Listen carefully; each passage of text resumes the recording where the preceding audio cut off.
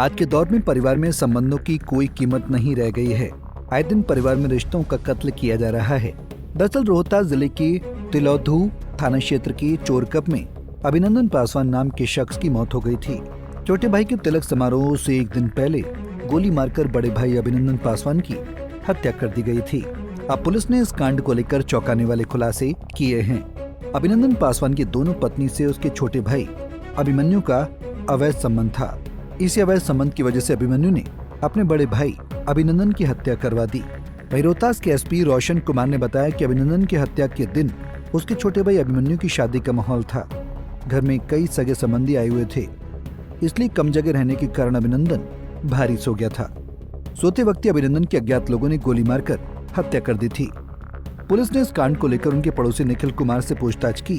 पूछताछ में निखिल कुमार ने पूरे कांड का खुलासा कर दिया।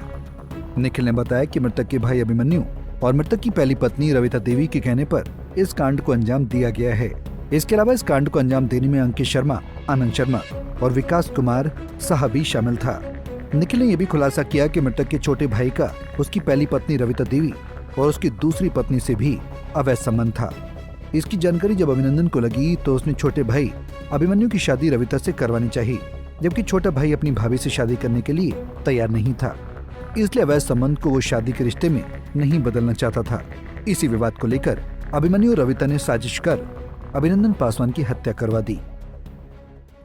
इन तीनों को गिरफ्तार करके जब पूछताछ किया गया तब जाकर यह पूरे मामले का उद्भेदन हो पाया। घटना का कारण ये था कि जो अभिनंदन पासवान है उसका छोटा भाई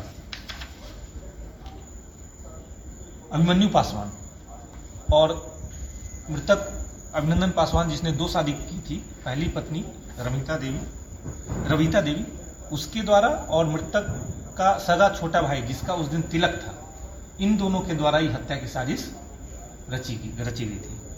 घटना का कारण ये था कि जो मृतक है उसके सगे छोटे भाई का अवैध संबंध उसकी दोनों पत्नियों से था, पहली पत्नी से भी और दूसरी पत्नी से भी। और पहली पत्नी ने इसके साथ मिलकर प्लानिंग की थी कि ये मेरे साथ बहुत मारपीट करता है, इसका और भी कई लड़कियों के साथ अवैध संबंध है और अगर इसकी हत्या नहीं करोगे तो मैं आत्महत्या कर लूँगी। इस बात को लेकर उसको ब्लैकमेल किया और उसको इस घटना के लिए तैयार किया। इसके अलावा ये जो शादी जो तय हुई थी ये भी मृतक के दबाव में हुई थी, क्योंकि उसको पता चल गया था कि उसके भाई का अवैध संबंध उसकी पहली पत्नी से, इसलिए वो जबरदस्ती उसने दबाव बनाकर ये शादी तय की थी। तो इस कांड को कारित करने का 2 उद्देश्य था। एक तो अभिनंदन पासवान को रास्ते से हटाना था, दूसरा ये शादी भी इसको रोकनी थी। इसी के साजिश के तहत पर लगभग 1 महीना पहले इसने अपने गांव के ही निखिल कुमार को से संपर्क किया, जिसका पहले से आपराधिक इतिहास है। उसके द्वारा 2 हत्या करने के लिए 2 लोगों को इसमें संपर्क किया गया और इनके द्वारा पहले भी इसकी हत्या का प्रयास किया गया, लेकिन 1 हफ्ता पहले भी ये लोग उसका मर्डर करने आए थे,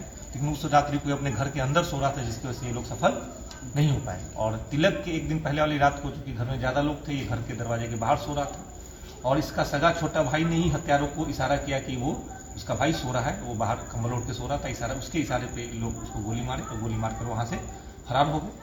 घटना के पहले गांव में छुपने के लिए भी एक कार का इस्तेमाल किया गया था, जो इनकी निशानदेही पे बरामद किया गया है। घटना के बाद भागने के लिए एक मोटरसाइकिल का इस्तेमाल किया गया था, जो भी बरामद किया गया और घटना में प्रयुक्त हथियार भी इनकी निशानदेही पे बरामद किया गया है।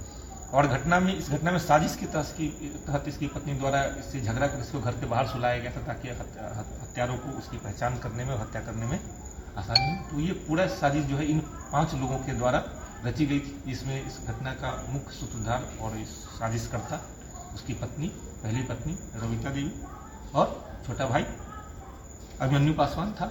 और गांव के निखिल कुमार को इस हत्या के लिए सुपारी दी गई थी और उसके द्वारा 2 अपराधी जो काराकाट थाना क्षेत्र रहने वाले, जिनका पहले से भी हत्या के केस में आपराधिक किया था, इनके द्वारा इस घटना को कारित की गई। और पुलिस को गुमराह करने के लिए उनके द्वारा गांव के ही 2 ग्रामीण, जिनसे जमीन का छोटा मोटा जमीन का विवाद था, उसको संदिग्ध रूप में दिखाया गया कि इनकी द्वारा ये घटना कारित की जा सकती है, ताकि पुलिस को गुमराह किया जा सके और घटना को दूसरी तरह का रूप दिया जा सके। लेकिन तकनीकी अनुसंधान में और अभियुक्तों की गिरफ्तारी से पूरे मामले का उद्भेदन हो पाया, जिससे स्पष्ट हुआ कि परिजनों द्वारा अवैध संबंध की आग में जलकर लोग तबाह हो जाते हैं। इसलिए ऐसे गलत रिश्ते में जाने से हर शख्स को बचना चाहिए। पंजाब केसरी टीवी के लिए रोहतास से मिथिलेश कुमार की रिपोर्ट।